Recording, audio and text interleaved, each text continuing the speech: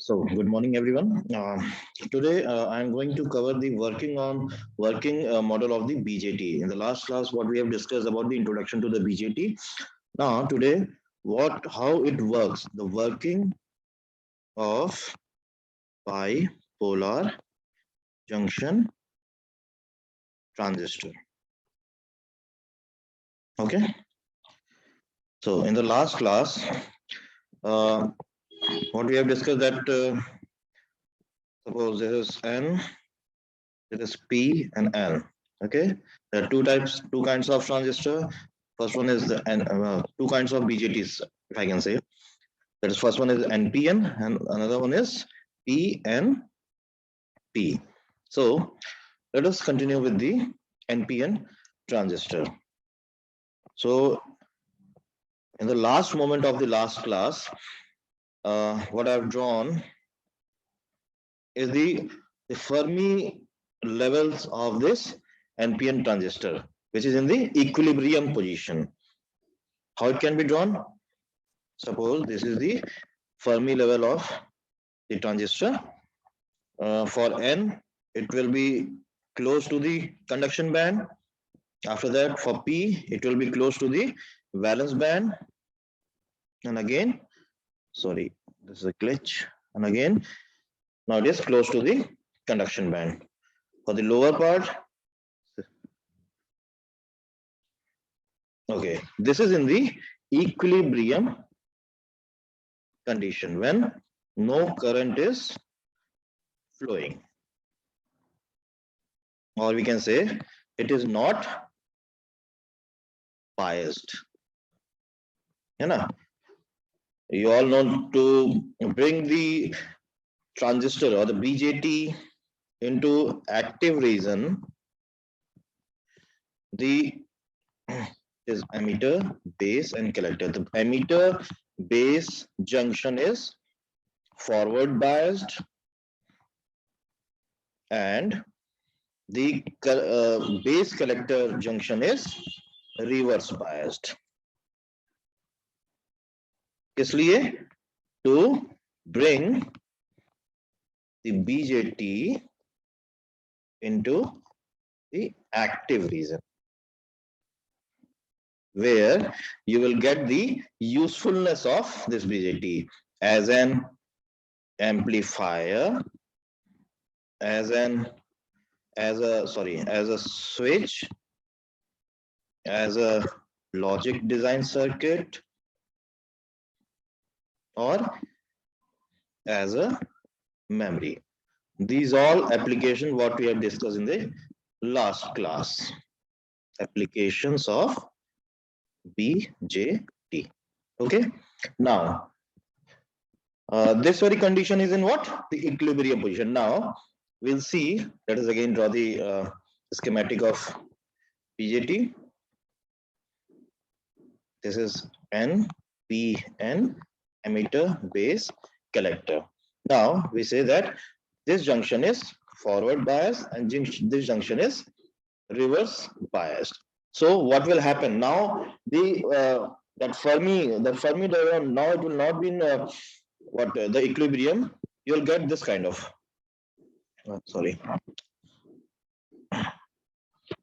you will get this kind of design. Means when it is in forward bias, this difference will be decreased, and this junction is in reverse bias, so this difference will be in the potential will be increased. So it will look like this.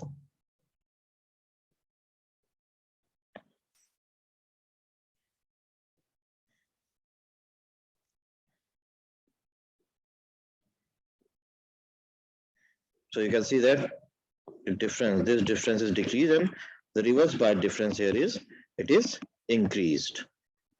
Okay. Now what happened? Here you can see that NPN transistor is we are talking about. So in the emitter, what is happening then? यहाँ पे क्या है कि आपके electrons जो है वो क्या है, मेजॉरिटी में है, ठीक है. What will be happening to that? Forward bias किया तो ये लेवल कम हुआ, तो क्या करेंगे, हमारे इलेक्ट्रॉन्स जो है वो इधर की तरफ इंजेक्ट होंगे. किधर की तरफ? बेस बेस की तरफ इंजेक्ट होंगे, ठीक है। अब क्योंकि क्या है कि हमारे पास इधर जो है पोटेंशियल डिफरेंस ज्यादा है, फील्ड स्ट्रेंथ ज्यादा है, फील्ड स्ट्रेंथ ज्यादा है, इज मोर, तो क्या हो गए हमारे मोस्ट ऑफ द इलेक्ट्रॉन्स जो है वो that will be what swept away, that will be swept away towards the collector, not all the, ये आप ध्यान में रखिएगा कि not all the electrons, not all the carriers, majority carriers will be collected at collector, because some of them will be recombined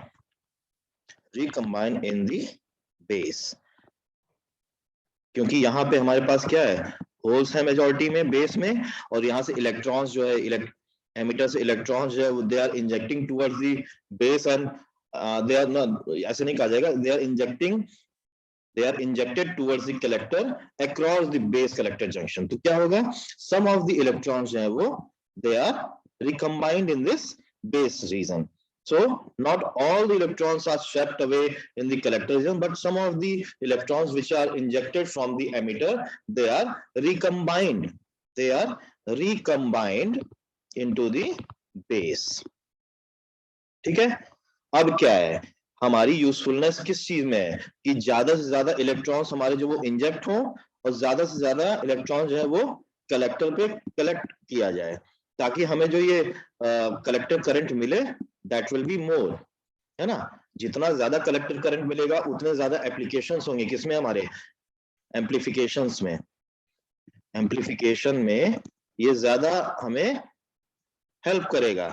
लेकिन क्या है कि कुछ इलेक्ट्रॉन्स जो है वो क्या हो जा रहे हैं रिकम्बाइन हो जा रहे हैं, तो not all the electrons we are getting in the collector region, ठीक है। लेकिन हमारी कोशिश यही रहती है कि हमारा जो हमने इंजेक्ट किया है इलेक्ट्रॉन्स या हमने जो मेजॉरिटी कैरियर्स एमिटर से इंजेक्ट हो रहे हैं ज्यादा से ज्यादा मतलब most of the charge carriers majority charge should be collected in the collector region, ठीक है। तो हम क्या कहते हैं कि कलेक्टर हमारा क्या होता है, collector is the output, okay, where the collector current जिसको हम आईसी से डिनोट करते हैं is collected which is the output, ठीक है। अभी हमें डिजायरेबल क्या है कि हमारे मोस्ट ऑफ द इलेक्ट्रॉन्स जो है वो एमिटर से इंजेक्ट हो, मोर इलेक्ट्रॉन्स मस्ट बी इंजेक्टेड, ठीक है। लेस रिकम्बिनेशन कहाँ हो, बेस में हो, less recombination in the base, और most of the electrons should be collected at the collector region, ठीक है। ये हमें डिजायरेबल है, ठीक है। अब हम देखते हैं कि अगर हमारा डिप्लीशन रीजन लार्ज होगा, यहीं पे अगर देख लें कि अगर हमारा डिप्लीशन रीजन लार्ज होगा तो उस लार्ज होने की वजह से क्या होता है, यहाँ पे जब रिवर्स बायस आपने दिया तो रिवर्स बायस की वजह से क्या हो रहा है, यहाँ पे फॉरवर्ड बायस है, तो फॉरवर्ड की बायस की वजह से ये जो एमिटर और बेस का जंक्शन है इसमें डिप्लीशन रीजन की विड्थ बहुत कम होगी, लेकिन क्योंकि हमें बेस और कलेक्टर रीजन पे हमने क्या दिया, रिवर्स बायस दिया है, तो यहाँ पे ऑटोमेटिकली जो है रिवर्स बायस की वजह से क्या होता है, ये हमारा डिप्लीशन रीजन वो बड़ा हो जाता है, तो बड़ा हो जाने की वजह से क्या होगा, यहाँ पे इलेक्ट्रिक फील्ड इंटेंसिटी भी ज्यादा रहेगी, जिसकी वजह से हमारे जो इलेक्ट्रॉन्स यहाँ से जो इंजेक्ट हो रहे हैं एमिटर से बेस की तरफ अक्रॉस द बेस जंक्शन, उस इलेक्ट्रिक फील्ड की वजह से मोस्ट ऑफ द इलेक्ट्रॉन्स हैं वो क्या होता है, they are swept away towards collector, ठीक है। तो हाँ, हालांकि कुछ इलेक्ट्रॉन्स हैं वहां यहाँ पे रिकॉम्बाइन हो जाते हैं, ठीक। प्रोसेस समझ में आ गया। अब हम let us see the current components in NPN BJT। ठीक है, क्या क्या करंट कंपोनेंट्स, ये जो हमने अभी प्रोसेस समझा, इसकी वजह से क्या क्या कितने क्या क्या करंट कंपोनेंट्स हमारे पिक्चर में आते हैं।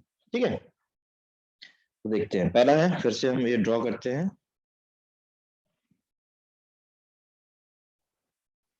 This NPN emitter base and collector. उसी तरीके से हम ड्रॉ कर लेंगे ये आपका फर्मी लेवल डायग्राम।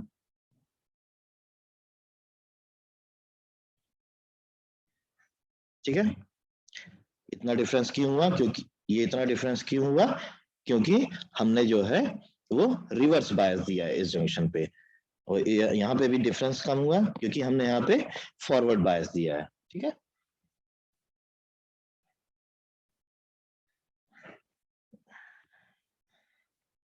तो जब हमारे इलेक्ट्रॉन्स जो है वो यहाँ से इंजेक्ट हुए, कहाँ से, फ्रॉम एमिटर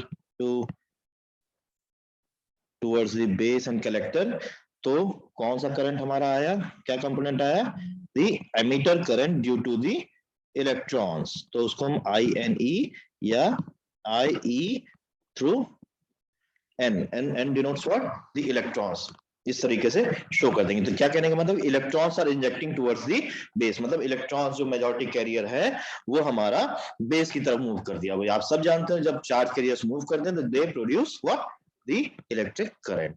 उसी तरीके से आपके बेस में क्या है, होल्स ज्यादा है। ठीक है, तो अब क्या होगा, अब यहाँ पे फॉरवर्ड बायस और डिफ्यूजन प्रोसेस होगा। उस डिफ्यूजन प्रोसेस की वजह से क्या होगा, hole are injected towards emitter, they are back injected towards emitter. तो इनकी तरफ से इनकी इस वजह से आपको कौन से करंट मिले, that is also called the emitter current due to what, the holes, IEP।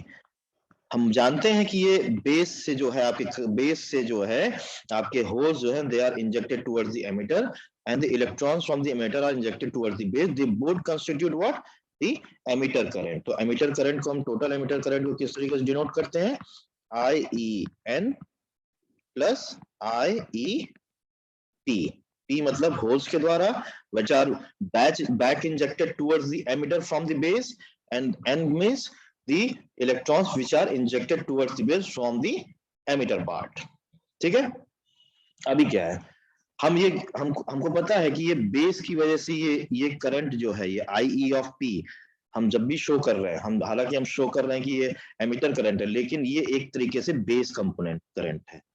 ठीक है, लेकिन हम शो करते हैं क्योंकि बेस के थ्रू, जो बेस के पास जो होल्स है वो इंजेक्ट हो रहा है, तो ये बेस कंपोनेंट करता है। लेकिन हालांकि हम दिखाते क्या है कि this is what, this constitute towards the emitter current.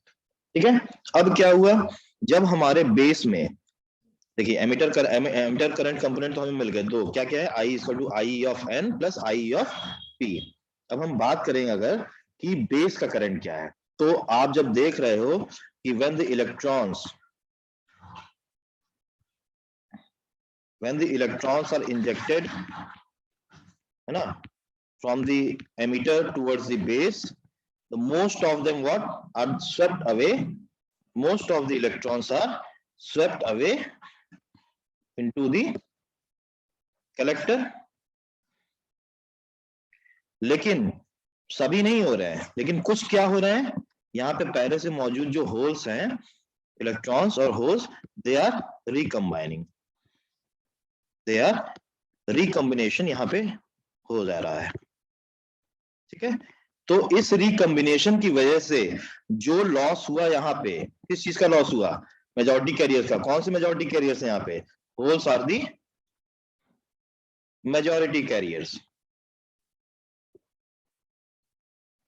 तो इस रिकम्बिनेशन की वजह से जो होल्स का जो लॉस हुआ, मेजॉरिटी कैरियर्स का जो लॉस हुआ, ठीक है, उसका भरपाई कौन करेगा, जब हम यहाँ पे कांटेक्ट लगाते हैं ना, जैसे फॉरवर्ड बायस में हमने, अगर ये N है, ये P है, ये N है, तो यहाँ पे हम क्या करते हैं फॉरवर्ड बायस में, इस तरीके से कांटेक्ट करते हैं, और ये रिवर्स बायस है तो यहाँ पे भी इस तरीके से कलेक्टर में कांटेक्ट करते हैं। तो ये रिवर्स बायस्ड हो गया, ये फॉरवर्ड बायस्ड हो गया। तो जो भी हमारा यहाँ पे लॉस हुआ किसका, majority carriers that are holes in this NPN transistor for the base में, उसका भरपाई कौन करता है, they are compensated through the contact of the battery. ठीक है, तो अब इसका जो कंपनसेशन है वो अब क्या कहलाएगा, base current due to what, recombination. That is actually the movement, the compensation of holes from the contact of the source। ठीक है, यहाँ समझने की बात यह है कि इलेक्ट्रॉन्स यहाँ से इंजेक्ट हुए, some of the electrons are recombined in the base and most of the electrons are swept away towards the collector। ठीक है, तो जो ये रिकॉम्बिनेशन हुआ, इस रिकॉम्बिनेशन की वजह से बेस में क्या हुआ, loss of majority carriers of the holes, और होल्स की बात करें तो loss of hole, this would be compensated by the contact. यहाँ जो आपने आउटर सोर्स का कॉन्टैक्ट लगाया है वो फिर क्या करेगा, उसकी भरपाई करेगा, क्योंकि लॉस हो गया है, इक्विलिब्रियम मेंटेन करना है, इक्विलिब्रियम मेंटेन करने के लिए यहाँ से आपको सप्लाई होता रहेगा क्या, आपके जो मेजॉरिटी कैरियर जो लॉस हो रहे हैं। तो वो अब देखो होल्स भी मूव किया, तो होल्स के मूव करने से क्या हुआ, ये आपको बेस करंट मिला IB, जो कि हमने यहाँ पे दिखाया due to what the it is due to the recombination. ठीक है, तीसरा कॉम्पोनेंट मिला। अब फिर से भी बनाते हैं,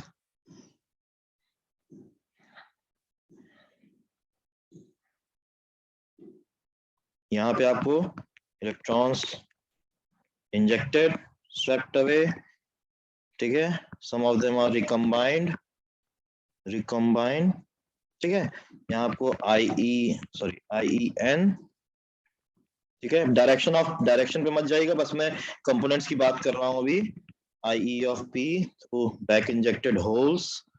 ठीक है, फिर यहाँ पे आपको बेस करंट मिला IB रेक मतलब रिकॉम्बिनेशन के through.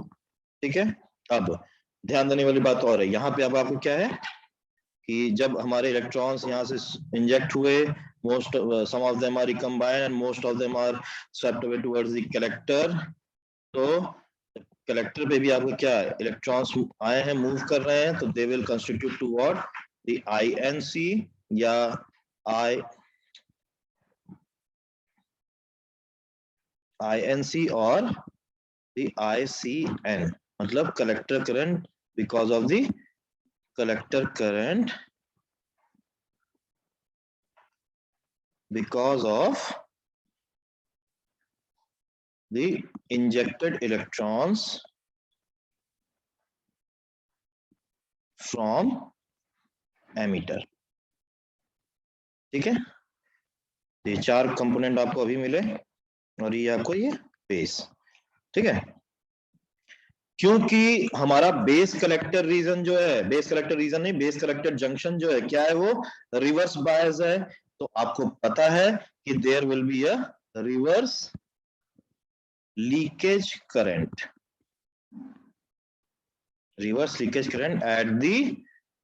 at the what, base collector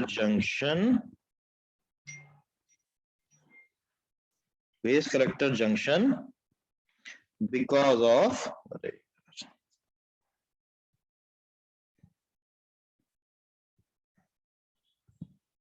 at the base collector region because of high reverse biasing at base collector junction। ठीक है, तो उसको हम किस चीज से शो करते हैं, आपको पता है कि यहाँ पे ये चूंकि N है, this is P, this is N।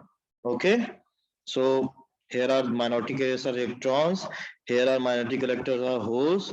तो जब रिवर्स बायसिंग होगी तो electrons will move this side and the holes will move this side, so this will provide the reverse leakage current, है ना, जिसको हम IC रिवर्स के नाम से शो कर देते हैं। सॉरी, साफ नहीं लिख रहा है, हम दिखा देते हैं ICREVRSE रिवर्स करंट। ठीक है, तो हमारे पास क्या क्या कंपोनेंट हो गए करंट के, पहला है आपका IE बिकॉज ऑफ एन, फिर आई ई बिकॉज ऑफ पी, फिर बेस में क्या है आई बी रिकॉम्बिनेशन करंट, ठीक है। फिर यहाँ पे कलेक्टर पे क्या हो रहा है I C reverse saturation current, और यहाँ पे एट द ये जंक्शन पे है, और एट द कलेक्टर रीजन हमारे पास क्या है I C N because of the injected electrons from the emitter, ठीक है। अब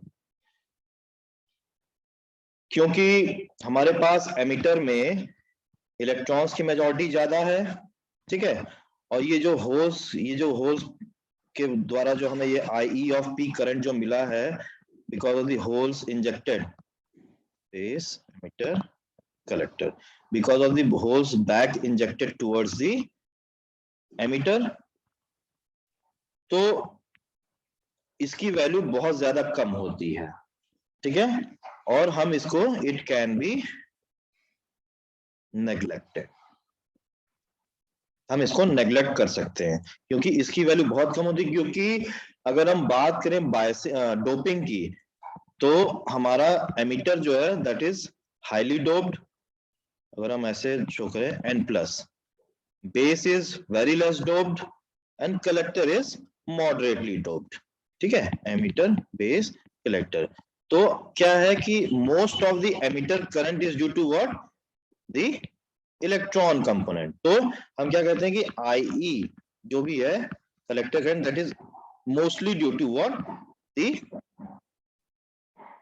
mostly due to what the movement of electron, that are when the electron most of very much quantity of the electrons are injected in the collector region or the base collector region that are swept away and very less amount। अब क्या है कि यहाँ पे जैसे बहुत ही कम हमारा holes, अरे सॉरी ये बेस जो है वो डोप्ड है, तो वेरी लेस अमाउंट ऑफ यहाँ पे होल्स जो एज अ मेजॉरिटी कैरियर होंगे दैट विल कंस्टिट्यूट, जब वो फॉरवर्ड बायसिंग हो तो very less amount of holes are what constituting the base the emitter current due to the holes IE of P जो कि हम बात करते हैं। सो क्योंकि मोस्टली जो है यहाँ पे क्या हो रहा है, मोस्टली नहीं बहुत कम, मोस्टली तो यहाँ पे स्वेप्ट हो जा रहे हैं, लेकिन कुछ होल्स क्या हो रहे हैं यहाँ पे रिकम्बाइन हो जा रहे हैं, ठीक है। तो उसी प्रोसेस में क्या हो रहा है कि जो बहुत कम अमाउंट ऑफ जो होल्स जो बच रहे हैं they are back injected towards the emitter and they are contributing very less quantity of this IEP current. तो क्या होता है कि IEN प्लस जो IE of P है उसमें ये वाला कंपोनेंट क्या है हम लोग नेग्लेक्ट कर सकते हैं, this can be neglect because this is not contributing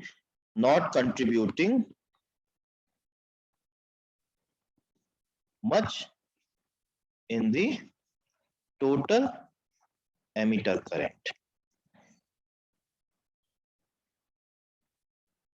ठीक है। So it can be neglected what this component। अब क्योंकि हमारा रिवर्स लीकेज करंट भी बहुत कम होता है तो इसको भी हम क्या कहते हैं कभी कभी नेग्लेक्ट कर देते हैं, लेकिन प्रैक्टिकल केस में जब हम न्यूमेरिकल्स की बात करें और प्रैक्टिकली बात करें तो हाँ इसकी कुछ क्वांटिटी होती है न्यूमेरिकल्स में आपको कुछ वैल्यू दे देगी ICB नॉट, इसका मतलब क्या है the current at the current at the collector base junction when emitter is open। current at the collector base region वो मतलब क्या है when the emitter is open, इसको हम क्या कहते हैं दिस ये क्वांटिटी जो होती है असल में हम जो रिवर्स लीकेज करंट कह रहे हैं तो ICB नॉट जो होता है ये क्या किस किस चीज में बना था IC not plus ISL plus IAM, ये तीन चीजों से बना होता है, ठीक है। ये क्या है करंट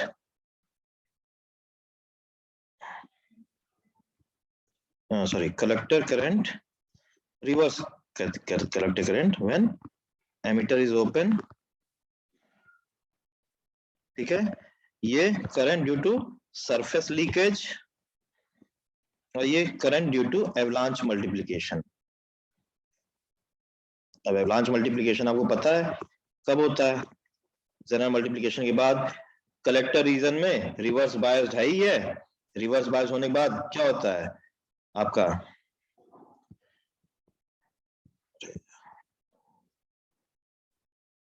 रिवर्स बायस होने के बाद क्या होता है उसमें,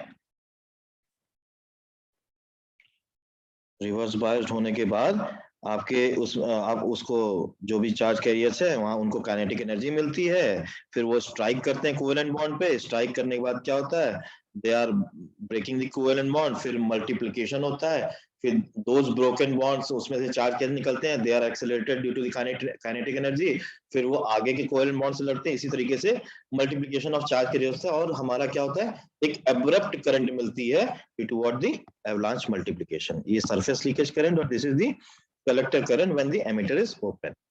ठीक है, तो ये होता है। तो अगर हम आइडियल केस की बात करें तो this can also be this reverse leakage current, जो कि हमने IC REV से आपको डिनोट किया था, this can also be neglected. ठीक है,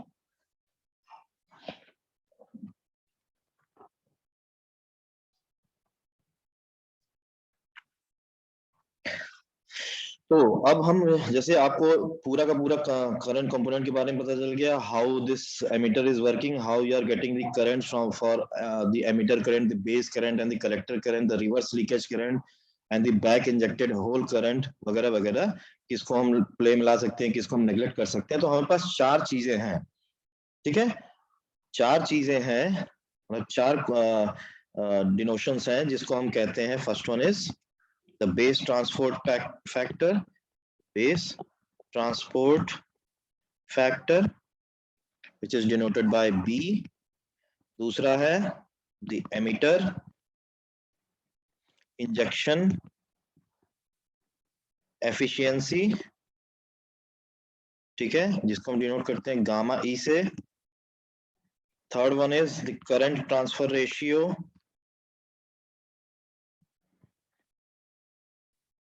which is given by the alpha, and fourth one is beta, which is called the gain।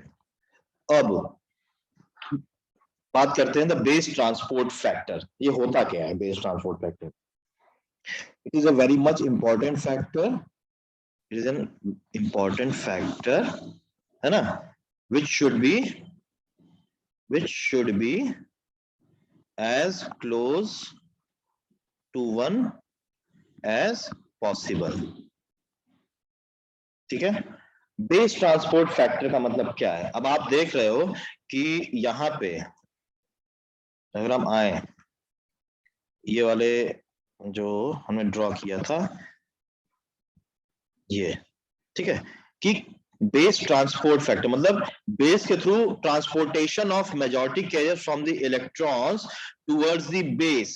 ठीक है, तो which component is very much contributing towards which component of emitter current is contributing very much towards the collector current is which quantity? It is the IE of N, क्योंकि इनके ये किससे हुए ज्यादा, जो most of the majority carrier जो कि electrons थे which are injected in towards the base collector region and base collector junction and collected at the collector.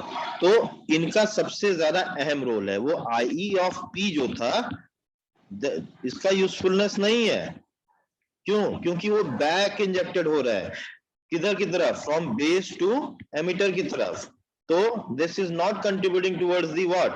The collector current. Only the IE of N component is contributing towards the collector current. तो base transport factor क्या हो जाएगा फिर आपका? That is ICN, क्योंकि आपका collector current जो है वो mostly because of क्या है? दो back injected electrons to from the emitter towards the collector है, और ये किसकी वजह से हो रहा है? मेनली हमारा IE ऑफ N की वजह से हो रहा है। So the base transport factor is given by this ratio. ठीक, अब आपका क्या है? Emitter injection efficiency. ठीक है, एफिशिएंसी क्या है? आउटपुट बनाम इनपुट। तो गामा ई को क्या हम कर सकते हैं? इट इज I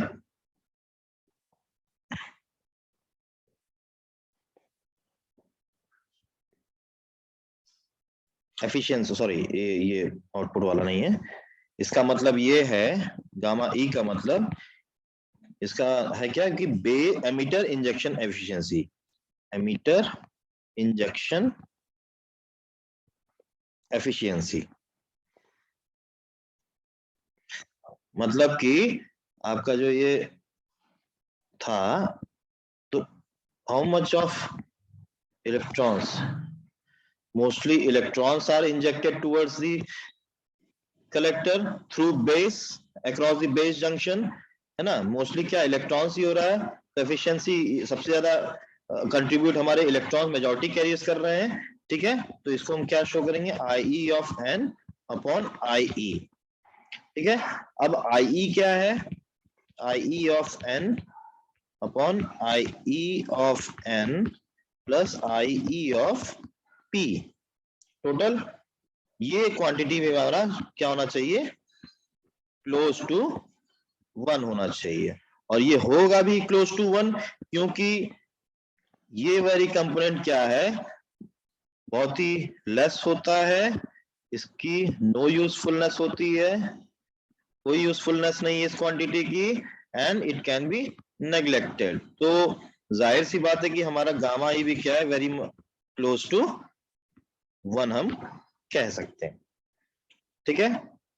अब क्या है तीसरा, the current transfer ratio which is alpha, कितना करंट ट्रांसफर हुआ है from the input to the output, simply क्या हो जाएगा, कलेक्टर करंट बनाम दी एमिटर करंट, क्योंकि एमिटर ही इंजेक्ट कर रहा है ना, एमिटर से ही तो इंजेक्ट हो रहा है, तो ये वाला कंपोनेंट आपका क्या हो जाएगा इनपुट के तौर पे, और ये आउटपुट, करंट ट्रांसफर रेशियो, ठीक है। तो इसको हम और कैसे लिख सकते हैं, या हम इसको इस तरीके से लिख सकते हैं कि I C of N upon I E of N, ठीक, इनटू